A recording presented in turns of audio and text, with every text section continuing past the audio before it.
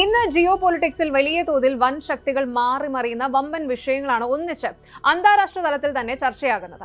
ഒരു വശത്ത് റോമിൽ മെലനി മോദി കെമിസ്ട്രിയും ചരിത്രപരമായ 5 നേഷൻ വിസിറ്റിന്റെ ലക്ഷ്യങ്ങളും തരംഗമാകുമ്പോൾ ഇന്ത്യക്ക് കരുത്തായി റഷ്യയിൽ നിന്നുള്ള 4ാമത്തെ S-400 മിസൈൽ പ്രതിരോധ വ്യൂഹവും എത്തിക്കഴിഞ്ഞു. എന്നാൽ മറുവശത്ത് സൈന്യത്തിന്റെ കോടികളുടെ ആവശ്യവും IMFന്റെ മൂക്കുകയറും കാരണം പാകിസ്ഥാൻ വീണ്ടും ഒരു വലിയ കത്രികപ്പോട്ടിലാണ്. പോരാത്തതിന് റഷ്യ 2029 അടുത്ത രാജ്യം ആക്രമിക്കുമെന്ന ഡെൻമാർക്കിന്റെയും ജർമ്മനിയുടെയും മുന്നറിയിപ്പ് യൂറോപ്പിനെ വലിയൊരു യുദ്ധഭീതിയിലാഴ്ത്തുന്നു. ഇതിനെല്ലാം മുകളിൽ ട്രംപിനെയും നെതന്യാഹുവിനെയും വധിക്കുന്നവർക്ക് ഇറാൻ പാർലമെന്റ് 558 കോടി രൂപ വിലയിട്ട ഞെട്ടിക്കുന്ന മിഡിൽ ഈസ്റ്റ് പ്രതിസന്ധിയും പുകയുകയാണ്.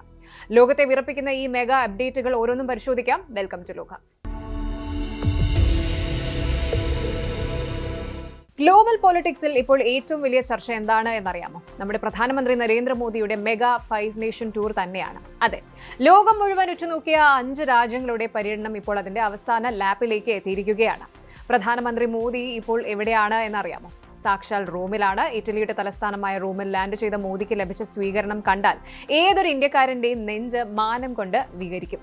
ഇറ്റാലിയൻ പ്രധാനമന്ത്രി ജോർജിയ മെലനി നേരിട്ടെത്തിയാണ് നമ്മുടെ PM-നെ വെൽക്കം ചെയ്തത്. ഇരുവരും തമ്മിലുള്ള ആ ഒരു കെമിസ്ട്രിയും മെലോഡി ട്രെൻഡും സോഷ്യൽ മീഡിയയിൽ വീണ്ടും തരംഗമാവുകയാണ്. പക്ഷേ ഈ വാർത്തയുടെ പിന്നിൽ നമ്മൾ ആരും ശ്രദ്ധിക്കാതെ പോയ മറ്റൊരു വമ്പൻ ട്വിസ്റ്റ് ഉണ്ട്. ഇറ്റലിയിലേക്ക് എത്തുന്നതിന് തൊട്ടു മുൻപ് മോദി എവിടെയായിരുന്നു? നോർവേയിലായിരുന്നു. ഇന്ത്യയും നോർവേയും ഉൾപ്പെടുന്ന നോർഡിക് രാജ്യങ്ങളും അതുപോലെ ഇവർ തമ്മിൽ ഭാഷാപരമായി പോലും വളരെ അവിശ്വസനീയമായ ഒരു കണക്ഷൻ ഉണ്ട് എന്ന് പറഞ്ഞാൽ നിങ്ങൾക്ക് വിശ്വസിക്കാൻ സാധിക്കുമോ? സംബന്ധം എന്ന വാക്ക് വെറുമൊരു വാക്കല്ല, അത് നൂറ്റാണ്ടുകളുടെ ചരിത്രമാണ്. എന്താണ് മോദിയുടെ ഈ 5 നേഷൻ ടൂറിന്റെ യഥാർത്ഥ ലക്ഷ്യം? ഇറ്റലിയിൽ എന്തൊക്കെയാണ് നടക്കാൻ പോകുന്നത്? നോർഡിക് ഭാഷയും ഹിന്ദിയും തമ്മിലുള്ള ആ രഹസ്യ ലിങ്ക് എന്താണ്? പരിശോധിക്കാം. നമുക്ക് ആദ്യം തന്നെ റോമിൽ നിന്നുള്ള ഏറ്റവും പുതിയ അപ്ഡേറ്റിലേക്ക് വരാം. ലേറ്റസ്റ്റ് റിപ്പോർട്ടുകൾ പ്രകാരം പ്രധാനമന്ത്രി നരേന്ദ്രമോദി തന്റെ 5 രാജ്യങ്ങളുടെ വിദേശ പര്യടനത്തിന്റെ അവസാന പാദമായിട്ട് ഇറ്റലിയിൽ എത്തിക്കഴിഞ്ഞു. റോമിലെ വിമാനത്താവളത്തിൽ വിമാനമിറങ്ങിയ മോദിയെ വരവേൽക്കാൻ അവിടുത്തെ ഡെപ്യൂട്ടി PM-ഉം വിദേശകാര്യ മന്ത്രിയുമായ ആന്റോണിയോ തജാനി നേരിട്ടെത്തിയിരുന്നു. അതിനുശേഷം Italian prime minister Giorgia Meloni അദ്ദേഹത്തെ ഔദ്യോഗികമായി സ്വീകരിച്ചു. സത്യം പറഞ്ഞാൽ റോമിലെ ഇന്ത്യൻ ഡയസ്പോറ, അതായത് നമ്മുടെ പ്രവാസി ഭാരതീയർ മോദിക്ക് നൽകിയ സ്വീകരണം ശരിക്കും അവിശ്വസനീയമായിരുന്നു. റോമിലെ പ്രമുഖ ഹോട്ടലിന് മുന്നിൽ എത്തിയ തടിച്ചുകൂടിയ 100 കണക്കിന് ഇന്ത്യക്കാർ ഭാരത് മാതാ കി ജയ് വിളികളോടെയും മോദി മോദി മന്ത്രങ്ങളോടെയുമാണ് അദ്ദേഹത്തെ സ്വീകരിച്ചത്. ചെറിയ കുട്ടികൾ മുതൽ പ്രായമായവർ വരെ മണിക്കൂറുകളോളമാണ് മോദിയെ ഒന്ന് കാണാൻ വേണ്ടി കാത്തുനിന്നത്. പലരും മോദിയുടെ ചിത്രങ്ങൾ കയ്യിൽ കരുതിയിരുന്നു. ചില കുട്ടികൾ മോദിക്ക് സ്പെഷ്യൽ പെയിന്റിങ്ങുകൾ സമ്മാനിക്കുകയും ചെയ്തു. മോദി അവരോടെല്ലാം വളരെ സ്നേഹത്തോടെ സംസാരിക്കുകയും ഫോട്ടോസിന് പോസ്റ്റ് ചെയ്യുകയും ഒക്കെ ചെയ്തിരുന്നു. ഒരു വിദേശ മണ്ണിൽ ഇന്ത്യൻ പ്രധാനമന്ത്രിക്ക് ഇത്രയും വലിയൊരു ഫാൻ ബേസ് ഉണ്ട് എന്ന് കാണുമ്പോൾ ശരിക്കും അത്ഭുതം തോന്നും, അല്ലേ? ഇവിടെ നമ്മൾ ഓർക്കേണ്ട ഒരു കാര്യമുണ്ട്. ഇതിനു മുൻപ് 2024 ജൂണിൽ G7 സമ്മിറ്റിൽ പങ്കെടുക്കാൻ മോദി ഇറ്റലി സന്ദർശിച്ചിരുന്നു. എന്നാൽ ഇത്തവണത്തെ സന്ദർശനം തികച്ചും വ്യത്യസ്തമാണ്. ഇതൊരു പ്രോപ്പർ ബൈലാറ്ററൽ വിസിറ്റ് ആണ്. ഇന്ത്യയും ഇറ്റലിയും തമ്മിലുള്ള strategic partnership, defence corporation, trade and investment, പിന്നെ ഏറ്റവും പുതിയ India European Union free trade agreement FTA എന്നിവയെക്കുറിച്ചെല്ലാം മെലോണിയുമായി മോദി ഗംഭീരമായ ചർച്ചകൾ നടത്തുന്നുണ്ട്. ഇനി നമുക്ക് ഈ യാത്രയുടെ തൊട്ടു മുൻപുള്ള ഘട്ടത്തിലേക്കൊന്ന് പോകാം. ഇറ്റലിയിലേക്ക് തിരിക്കുന്നതിന് തൊട്ടു മുൻപ് മോദി എവിടെയായിരുന്നു എന്നറിയാലോ? നോർവേയിലായിരുന്നു. നോർവേയുടെ തലസ്ഥാനമായ ഓസ്ലോയിൽ. അവിടെ വെച്ചാണ് അതിപ്രധാനമായ 3ാമത് ഇന്ത്യ നോർഡിക് ഉച്ചകോടി, 3rd ഇന്ത്യ നോർഡിക് സമ്മിറ്റ് നടന്നത്. Norway, Sweden, Denmark, Finland, Iceland എന്നീ 5 നോർഡിക് രാജ്യങ്ങളുടെ തലവന്മാരുമായിട്ട് മോദി ഇവിടെ വെച്ച് കൂടിക്കാഴ്ച നടത്തിയിരുന്നു. നോർവേ പ്രധാനമന്ത്രി യോനാസ് ഗാർ സ്റ്റോറുമായി നടത്തിയ ഉഭയകക്ഷി ചർച്ചകൾ വളരെ സക്സസ്ഫുൾ ആയിരുന്നു എന്നാണ് റിപ്പോർട്ടുകൾ സൂചിപ്പിക്കുന്നത്. ഈ സന്ദർശനത്തിനിടയിൽ നോർവേ രാജാവ് മോദിക്ക് അവരുടെ ഏറ്റവും വലിയ സിവിലിയൻ ബഹുമതിയായ grand cross of the royal Norwegian order of merit നൽകി ആദരിക്കുകയും ചെയ്തു. ഈ സമ്മിറ്റിൽ വെച്ച് ഇന്ത്യയും നോർഡിക് രാജ്യങ്ങളും ഒരു വലിയ പ്രഖ്യാപനം നടത്തി. Green technology and innovation, strategic partnership, clean energy, sustainable development, digital innovation എന്നീ മേഖലകളിൽ ഇന്ത്യയും ഈ വടക്കൻ യൂറോപ്യൻ രാജ്യങ്ങളും ഒരുമിച്ച് പ്രവർത്തിക്കും. നോർവേയിലെ സന്ദർശനം വളരെ ഫ്രൂട്ട്ഫുൾ ആയിരുന്നു എന്ന് മോദി തന്നെ തന്റെ സോഷ്യൽ മീഡിയ അക്കൗണ്ടുകളിൽ കുറിച്ചിട്ടുണ്ട്. ഇനി നമുക്ക് ഈ സ്ക്രീനിലെ ഏറ്റവും ഇൻട്രസ്റ്റിംഗ് ആയിട്ടുള്ള ഭാഗത്തേക്ക് വരാം. ഒരു റിപ്പോർട്ട് പ്രകാരം ഇന്ത്യയും നോർവേയും തമ്മിലുള്ള ബന്ധം വെറും ഒരു പുതിയ കാലത്തെ ബിസിനസ് ബന്ധം മാത്രമല്ല, അതിന് നൂറ്റാണ്ടുകളുടെ പഴക്കമുള്ള ഭാഷാപരമായ വേരുകളുണ്ട്, ലിംഗ്വിസ്റ്റിക് റൂട്ട്സ് ഉണ്ട് എന്നാണ് പറയുന്നത്. നിങ്ങൾ എപ്പോഴെങ്കിലും ചിന്തിച്ചിട്ടുണ്ടോ നോർവേജിയൻ, സ്വീഡിഷ്, ഡാനിഷ് തുടങ്ങിയ നോർഡിക് ഭാഷകൾക്കും നമ്മുടെ ഇന്ത്യൻ ഭാഷകളായ സംസ്കൃതത്തിനും ഹിന്ദിക്കും തമ്മിൽ എന്തെങ്കിലും കണക്ഷൻ ഉണ്ടോ എന്ന്? യെസ്, അങ്ങനെയാണെങ്കിൽ ഉണ്ട്. ഈ ഭാഷകളെല്ലാം വരുന്നത് ഒരൊറ്റ വലിയ ഫാമിലിയിൽ നിന്നാണ്. അതാണ് ഇൻഡോ യൂറോപ്യൻ ഭാഷാ കുടുംബം, ഇൻഡോ യൂറോപ്യൻ ലാംഗ്വേജ് ഫാമിലി. വളരെ സിമ്പിളായ ചില ഉദാഹരണങ്ങൾ പറയാം, കേട്ടാൽ ശരിക്കും അത്ഭുതം തോന്നും. നമ്മൾ ഹിന്ദിയിൽ റിലേഷൻഷിപ്പിന് പറയുന്ന വാക്കാണ് ബന്ദ് അല്ലെങ്കിൽ സബ്ബന്ദ്. ഇതേ അർത്ഥം വരുന്ന സമാനമായി ഉച്ചരിക്കുന്ന ഒരു വാക്ക് നോർവേജിയൻ ഭാഷയിലുമുണ്ട്. അതാണ് ബൈൻഡ് അല്ലെങ്കിൽ ബന്ദ് എന്ന് പറയുന്നത്. ഇതിന്റെ അർത്ഥം ലിങ്ക് അല്ലെങ്കിൽ ടൈ എന്നൊക്കെയാണ്. മറ്റൊരു വാക്ക് നോക്കാം, നമ്മുടെ അമ്മ, സംസ്കൃതത്തിൽ മാതൃ, ഹിന്ദിയിൽ മാ അല്ലെങ്കിൽ മാത. നോർവേജിയൻ ഭാഷയിൽ ഇത് എന്താണെന്ന് അറിയാമോ? അത് മോർ അല്ലെങ്കിൽ മോർസ് എന്നാണ്. അതുപോലെ അച്ഛന് സംസ്കൃതത്തിൽ പിതൃ, ഹിന്ദിയിൽ പിത, നോർവേജിയൻ ഭാഷയിൽ അത് ഫാർ എന്നാണ്. ഇനി സഹോദരൻ, അതായത് ബ്രദർ, സംസ്കൃതത്തിൽ ഭാതൃ, ഹിന്ദിയിൽ ഭായ്, നോർവേജിയനിൽ അത് ബ്രോർ എന്നാണ്. ഇന്ത്യയിൽ നിന്നും ആയിരക്കണക്കിന് കിലോമീറ്ററുകൾ അകലെ കിടക്കുന്ന മഞ്ഞുമൂടിയ നോർഡിക് രാജ്യങ്ങളിലെ ഭാഷയ്ക്ക് നമ്മുടെ മാതൃഭാഷകളുമായി ഇത്രയും സാമ്യമുണ്ടെന്നത് ചരിത്രകാരന്മാരെ പോലും അത്ഭുതപ്പെടുത്തുന്ന കാര്യമാണ്. പല പ്രമുഖ ഭാഷാ ശാസ്ത്രജ്ഞരും പറയുന്നത് ഈ രണ്ട് പ്രദേശങ്ങളിലെയും ജനങ്ങൾ പണ്ടുകാലത്ത് ഒരേ പൂർവികരിൽ നിന്ന് വേർപിരിഞ്ഞു പോയതാകാമെന്നാണ്. അതുകൊണ്ട് തന്നെയാണ് പ്രധാനമന്ത്രി മോദി നോർവേയിൽ എത്തിയപ്പോൾ ഈ ഒരു സാംസ്കാരികവും ഭാഷാപരവുമായ ബന്ധത്തെക്കുറിച്ച് വലിയ രീതിയിൽ ചർച്ചകളുണ്ടായത്. ഇത് കേവലം വാക്കുകളുടെ സാമ്യമല്ല, മറിച്ച് രണ്ട് സംസ്കാരങ്ങൾ തമ്മിലുള്ള ആഴത്തിലുള്ള സംബന്ധമാണ് എന്ന് വ്യക്തമാകുന്നു. നമ്മൾ ഈ ഒരു സന്ദർശനത്തെ വെറും ഒരു ടൂറിസം ഗണത്തിൽ കാണരുത്.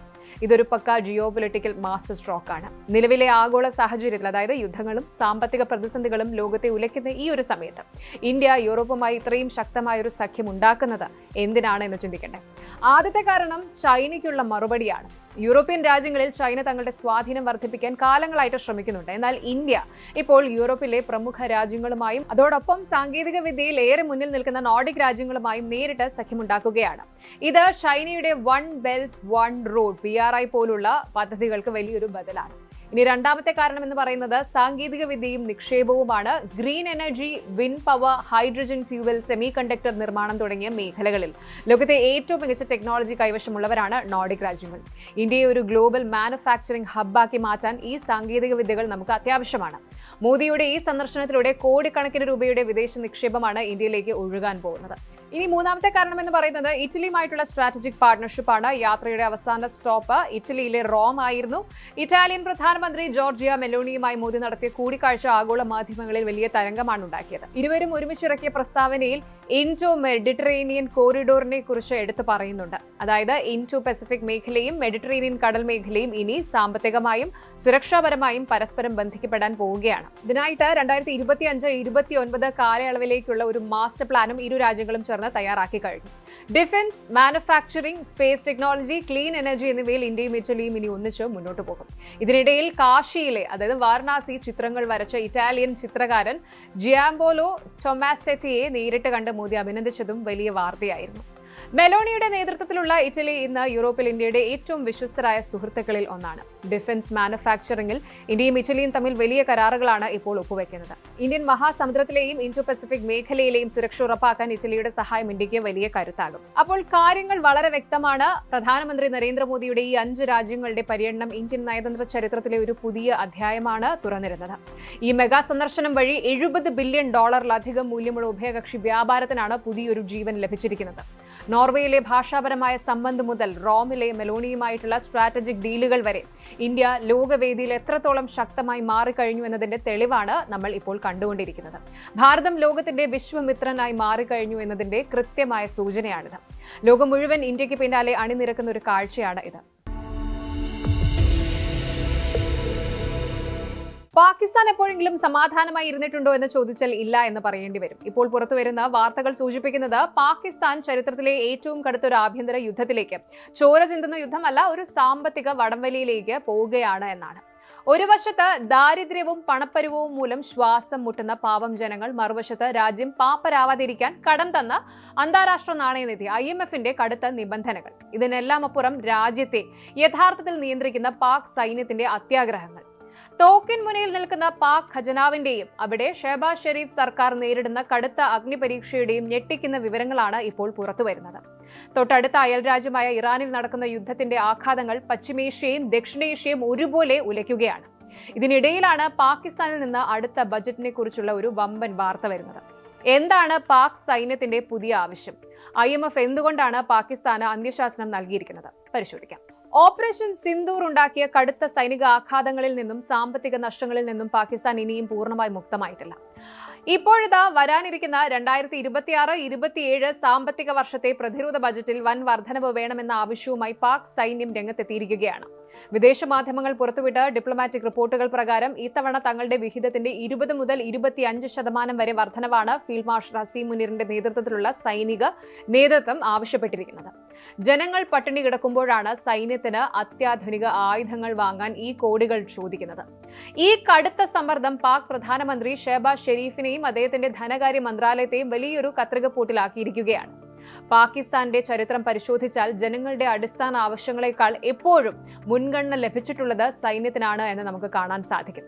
കഴിഞ്ഞ 2025 സാമ്പത്തിക വർഷത്തിലും സമാനമായ രീതിയിൽ രാജ്യം കടുത്ത പണപ്പെരുപ്പവും വിദേശ നാണ്യ കരുതൽ ശേഖരത്തിലെ കുറവും നേരിടുമ്പോൾ പ്രതിരോധ ബജറ്റ് 20% വർദ്ധിപ്പിച്ചിരുന്നു. അന്ന് ജനങ്ങൾക്ക് മേൽ കടുത്ത നികുതി ഭാരം അടിച്ചേൽപ്പിച്ചാണ് സർക്കാർ സൈന്യത്തിന് പണം കണ്ടെത്തിയത്.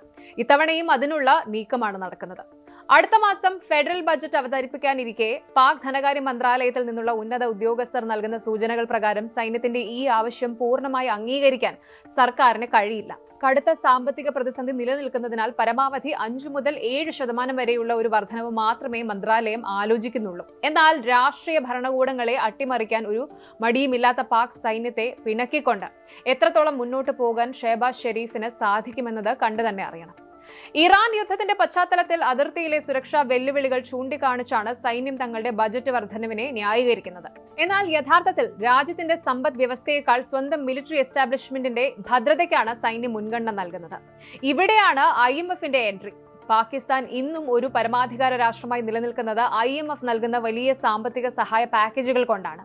രാജ്യം കടക്കെണിയിലായി പൂർണ്ണമായി തകരാതിരിക്കാൻ IMF പ്രതിനിധി സംഘം ഇപ്പോൾ ഇസ്ലാമാബാദിൽ ക്യാമ്പ് ചെയ്ത് വരാനിരിക്കുന്ന ബജറ്റിന്റെ ചട്ടക്കൂടുകളെ കുറിച്ച് ചർച്ചകൾ നടത്തി വരികയാണ്. നികുതി വരുമാനം വർദ്ധിപ്പിക്കുക, അത്യാവശ്യമല്ലാത്ത സബ്സിഡികൾ നിർത്തലാക്കുക തുടങ്ങിയ നിർദ്ദേശങ്ങൾക്കൊപ്പം IMF ഏറ്റവും ശക്തമായി ഉന്നയിക്കുന്നത് പ്രതിരോധ ചെലവുകൾ വെട്ടിച്ചുരുക്കണമെന്നാണ്. പാകിസ്ഥാന്റെ ദുർബലമായ സാമ്പത്തിക അടിത്തറയെ തകർക്കുന്ന പ്രധാന ഘടകം ഉൽപാദനക്ഷമമല്ലാത്ത ഇത്തരം സൈനിക ചെലവുകളാണ് എന്ന് IMF തുറന്നടിച്ചിട്ടുണ്ട്. കൂടുതൽ കടം വേണമെങ്കിൽ സൈന്യത്തിന്റെ ചെലവുകൾക്ക് മൂക്ക് കയറിടണമെന്ന് അന്താരാഷ്ട്ര നാണയനിധി വ്യക്തമാക്കുമ്പോൾ ധനകാര്യ മന്ത്രാലയം കടുത്ത സമ്മർദ്ദത്തിലാണ്. ഈ സാമ്പത്തിക തർക്കങ്ങൾ കേവലം ഒരു ബജറ്റ് ചർച്ച മാത്രമല്ല, മറിച്ച് പാകിസ്ഥാനിലെ ജനാധിപത്യവും സൈന്യവും തമ്മിലുള്ള യഥാർത്ഥ അധികാര സമരത്തിന്റെ പ്രതിഫലനം കൂടിയാണ്. സാധാരണക്കാരായ ജനങ്ങൾ നിത്യോപയോഗ സാധനങ്ങളുടെ വിലക്കയറ്റം കൊണ്ടും അതുപോലെ തൊഴിലില്ലായ്മ കൊണ്ടും വലയുമ്പോൾ ബജറ്റിലെ വലിയൊരു പങ്ക് തോക്കുകളും മിസൈലുകളും വാങ്ങാൻ മാറ്റിവെക്കുന്നതിനെതിരെ ജനങ്ങൾക്കിടയിൽ കടുത്ത അതൃപ്തിയുണ്ട്.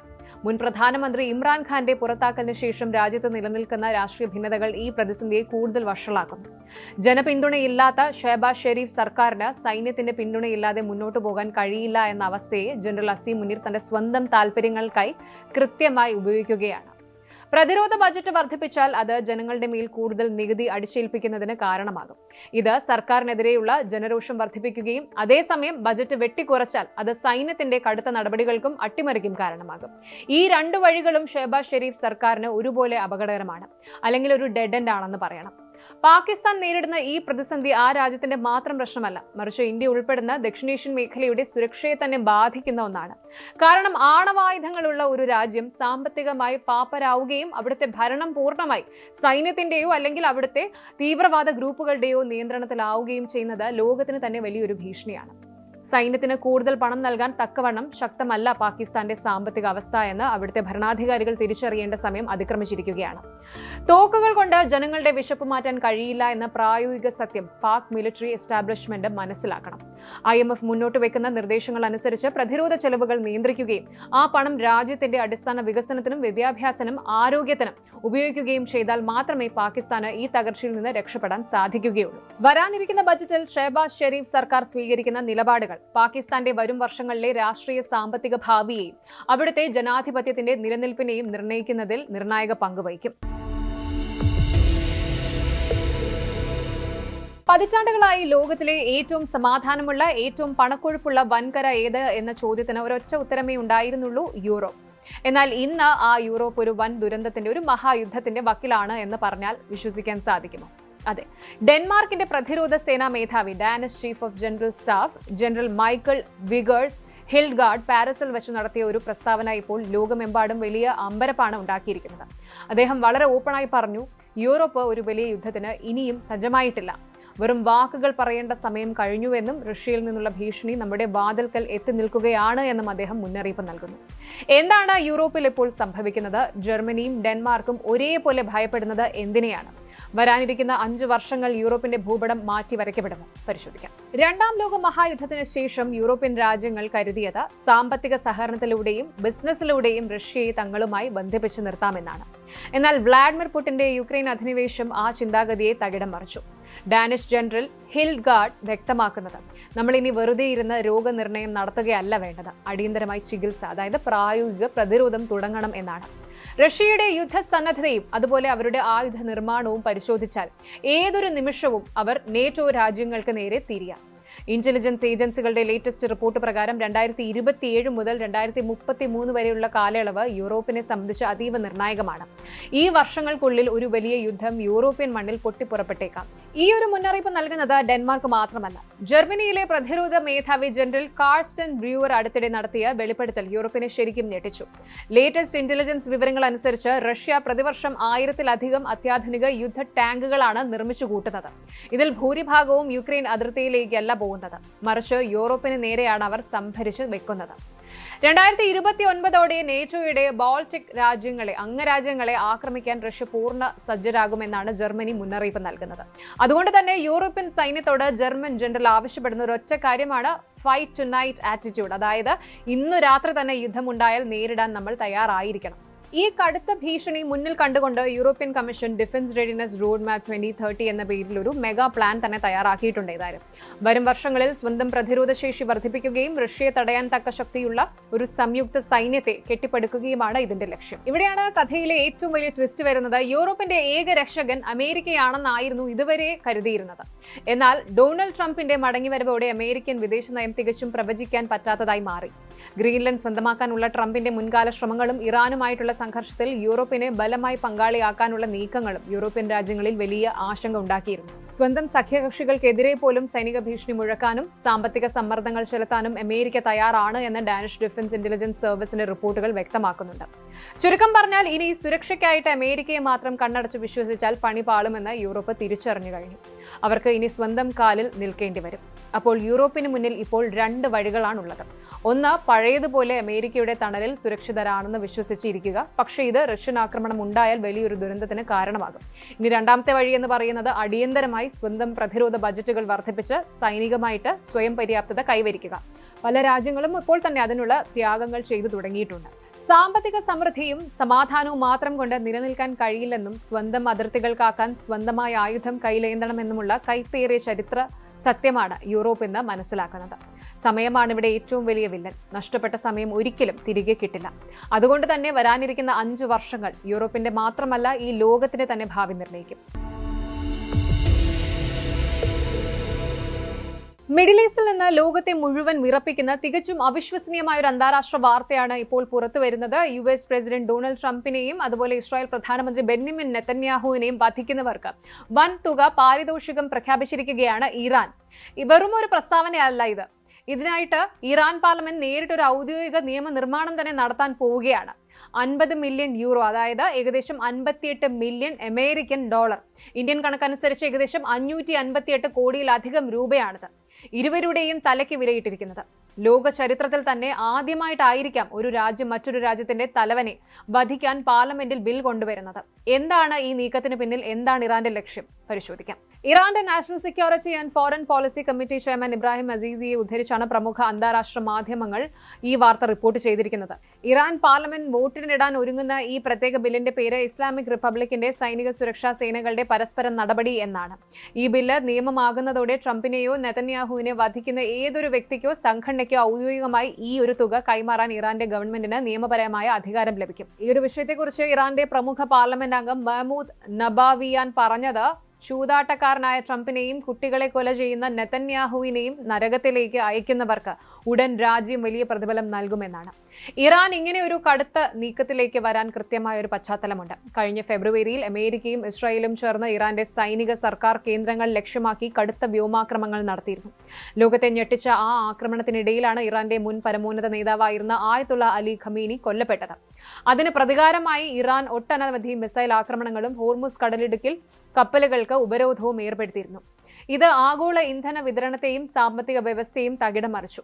ഇപ്പോൾ തങ്ങളുടെ ഇസ്ലാമിക നേതാവിനെ കൊന്നതിന് ഔദ്യോഗികമായി പകരം വീട്ടാനാണ് ഇറാൻ ഈ ഒരു ബില്ല് കൊണ്ടുവരുന്നത്. ട്രംപിനും നെതന്യാഹുവിനും പുറമെ ആ ആക്രമണത്തിന് നേതൃത്വം നൽകിയ US central command CENTCOM commander admiral Brad ക്യൂപ്പറിനെയും വധിക്കാനുള്ള ടാർഗറ്റ് ലിസ്റ്റിൽ ഇറാൻ ഉൾപ്പെടുത്തിയിട്ടുണ്ട്. വാർത്ത ഇവിടെയും തീരുന്നില്ല. ഈ ഔദ്യോഗിക നീക്കങ്ങൾക്ക് പുറമെ ഹണ്ടാല എന്നറിയപ്പെടുന്ന കടുത്ത ഇറാൻ അനുകൂല സൈബർ ഹാക്കിംഗ് സംഘവും രംഗത്തെത്തിയിട്ടുണ്ട്. ഈ ഗ്രൂപ്പിലെ അംഗങ്ങളെ പിടികൂടാൻ അമേരിക്കൻ നീതിന്യായ വകുപ്പ് $10 മില്യൺ പാരിതോഷികം പ്രഖ്യാപിച്ചിരുന്നു. ഇതിന് കൗണ്ടറായിട്ടാണ് തങ്ങളും ട്രംപിനെ ഇല്ലാതെയാക്കാൻ $50 മില്യൺ നീക്കിവെച്ചിട്ടുണ്ട് എന്ന് ഹണ്ടാല പ്രഖ്യാപിച്ചത്. ഏറ്റവും വിചിത്രമായ കാര്യം, ഈ പണം ആർക്കും കണ്ടുപിടിക്കാൻ കഴിയാത്ത രീതിയിൽ എൻക്രിപ്റ്റ് ചെയ്ത സാങ്കേതിക വിദ്യകളും അജ്ഞാത സാമ്പത്തിക സ്രോതസ്സുകളും വഴി കൈമാറാൻ തങ്ങൾ തയ്യാറാണ് എന്ന് ഇവർ അവകാശപ്പെടുന്നു. കേവലം വെബ്സൈറ്റുകൾ ഹാക്ക് ചെയ്യുന്നതിൽ ഒതുങ്ങിയിരുന്ന സൈബർ സംഘങ്ങൾ ഇപ്പോൾ രാജ്യങ്ങൾ തമ്മിലുള്ള രാഷ്ട്രീയ കൊലപാതകങ്ങൾക്ക് വരെ ഫണ്ട് ചെയ്യുന്ന അപകടകരമായ അവസ്ഥയിലേക്ക് മാറിയിരിക്കുകയാണ്. എന്നാൽ ഈ വൻ പ്രഖ്യാപനങ്ങൾക്കിടയിലും സമാധാനത്തിനായുള്ള ചില നീക്കങ്ങളും അണിയറയിൽ നടക്കുന്നുണ്ട് എന്നതാണ് ഒരു വിരോധാഭാസം. ഗൾഫ് നേതാക്കളായ ഖത്തർ അമീർ, അതുപോലെ സൗദി കിരീടാവകാശി, UAE പ്രസിഡന്റ് എന്നിവർ നടത്തിയ മധ്യസ്ഥ ചർച്ചകൾക്ക് ശേഷം ഇറാനു നേരെയുള്ള സൈനിക ആക്രമണങ്ങൾ താൽക്കാലികമായി നിർത്തിവെക്കാൻ ഡൊണാൾഡ് ട്രംപ് സമ്മതിച്ചിട്ടുണ്ട്. ഇരു രാജ്യങ്ങളും തമ്മിൽ ഗൗരവകരമായ ചർച്ചകൾ നടക്കുന്നുണ്ടെന്ന് ട്രംപ് വ്യക്തമാക്കിയിരുന്നുവെങ്കിലും ഇറാൻ ആണവായുധങ്ങൾ വികസിപ്പിക്കുന്നത് ഒരു കാരണവശാലും അനുവദിക്കില്ല എന്നും ട്രംപ് മുന്നറിയിപ്പ് നൽകിയിട്ടുണ്ട്. ഒരു വശത്ത് സമാധാന ചർച്ചകളും മറുവശത്ത് ഇത്ര വലിയൊരു കൊലപാതക ബില്ലും ഒരേ സമയം കൊണ്ടുപോകുന്നത് അന്താരാഷ്ട്ര നയതന്ത്ര മര്യാദകൾക്ക് വിരുദ്ധമാണ്. ഈ ബിൽ പാസ്സാക്കിയാൽ പോലും കടുത്ത ആഗോള സാമ്പത്തിക ഉപരോധങ്ങൾ നേരിടുന്ന ഇറാൻ എങ്ങനെ ഈ കോടികൾ കൈമാറുമെന്നത് വലിയൊരു ചോദ്യചിഹ്നമാണ്. അതുകൊണ്ട് തന്നെ ഇതൊരു സൈനിക നീക്കത്തെക്കാൾ ഉപരി ശത്രുക്കളുടെ മനക്കരുത്ത് തകർക്കാനുള്ള ഒരു സൈക്കോളജിക്കൽ വാർഫെയർ, ഒരു മനഃശാസ്ത്രപരമായ യുദ്ധമായിട്ടാണ് രാഷ്ട്രീയ നിരീക്ഷകർ ഇതിനെ കാണുന്നത്. ചുരുക്കി പറഞ്ഞാൽ മധ്യേഷ്യ ഇപ്പോൾ ചരിത്രത്തിലെ ഏറ്റവും പ്രവചനാതീതമായ ഒരു കാലഘട്ടത്തിലൂടെയാണ് കടന്നുപോകുന്നത്. സമാധാന ചർച്ചകൾ നടക്കുമ്പോഴും ഇറാൻ പാർലമെന്റിന്റെ ഈ ഒരു പുതിയ ബില്ല് സംഘർഷത്തിന്റെ കനലുകൾ എപ്പോൾ വേണമെങ്കിലും ആളിപ്പടരാമെന്നൊരു വലിയ മുന്നറിയിപ്പാണ് നൽകുന്നത്. കാരണം തനിക്കെതിരെ ഇറാൻ വധശ്രമം നടത്തിയാൽ ഇറാനെ ഭൂമുഖത്ത് നിന്ന് തന്നെ തുടച്ചു നീക്കുമെന്ന് ട്രംപ് മുൻപ് മുന്നറിയിപ്പ് നൽകിയിട്ടുള്ളതാണ്. ആഗോള സുരക്ഷയിൽ ഒരു ചെറിയ തീപ്പൊരി വീണാൽ പോലും അത് വലിയൊരു കാട്ടുതീയായി മാറാൻ അധിക സമയം വേണ്ടിവരില്ല. വരും തലമുറയ്ക്ക് യുദ്ധവും ഭീതിയും നിറഞ്ഞൊരു ലോകമല്ല, മറിച്ച് സമാധാനവും സഹവർത്തിത്വവും നിറഞ്ഞ ഒരു നാളെ സമ്മാനിക്കാൻ ഈ ആഗോള നേതാക്കൾക്ക് സാധിക്കുമോ? വരും ദിവസങ്ങളിലെ നയതന്ത്ര നീക്കങ്ങൾക്കായിട്ട് നമുക്ക് കാത്തിരിക്കാം. ഒരു വശത്ത് യുദ്ധഭീതിയും പ്രതികാര ബജറ്റുകളും സാമ്പത്തിക തകർച്ചയും കൊണ്ട് ലോകം ശ്വാസം മുട്ടുമ്പോഴും ഭാരതം ഉയർത്തിപ്പിടിക്കുന്നത് ശക്തമായ പ്രതിരോധത്തിന്റെയും സമാധാനപരമായ നയതന്ത്രത്തിന്റെയും പുതിയൊരു മാതൃകയാണ്. വൻ ശക്തി രാജ്യങ്ങൾ തമ്മിൽ കൊമ്പ് കോർക്കുമ്പോഴും സ്വന്തം ആകാശം സുരക്ഷിതമാക്കാൻ S-400 വാങ്ങാനും ഒപ്പം ആഗോള തലത്തിൽ വലിയ സൗഹൃദങ്ങൾ നിലനിർത്താനും ഇന്ത്യക്ക് സാധിക്കുന്നുണ്ട്. ലോകം എത്ര വലിയ ഭീതിയിലേക്ക് നീങ്ങിയാലും മികച്ച ലീഡർഷിപ്പും വിവേകപൂർണമായ ചർച്ചകളും വഴി ഈ ആഗോള പ്രതിസന്ധികളെ മറികടക്കാൻ മനുഷ്യരാശിക്ക് സാധിക്കട്ടെ എന്ന് നമുക്ക് പ്രത്യാശിക്കാം. ഭയമല്ല, മറിച്ച് ദീർഘവീക്ഷണത്തോടെയുള്ള തയ്യാറെടുപ്പാണ് ഈ കാലഘട്ടത്തിൽ ലോകത്തിന് ആവശ്യം. Good night.